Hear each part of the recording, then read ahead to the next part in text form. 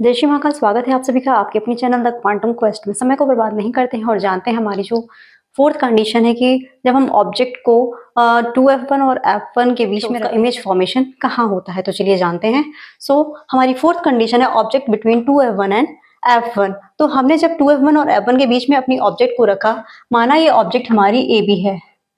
Okay, सबसे पहले वही हमारी कंडीशंस, पहली जो रे जाएगी वो हमारी जाएगी जब टकराएगी लेंस से। मिरर में होता था उस पर रिफ्लेक्ट हो जाती थी, लेकिन ये क्या है, लेंस से बाहर निकल जाती है हमारी रेज।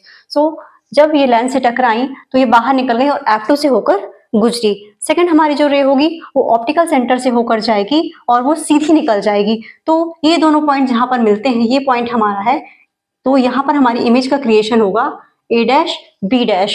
तो हमें इसमें क्या समझ में आ रहा है कि हमारी जो ऑब्जेक्ट ए बी है उसका इमेज फॉर्मेशन हुआ बियॉन्ड 2f2।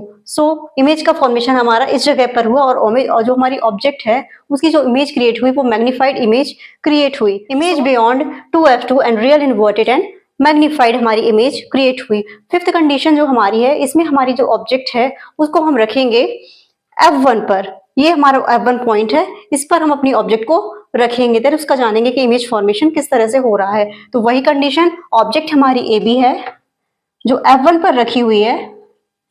तो पहली रे हमारी गई लेंस से, तो फोकस से होकर गुजरी।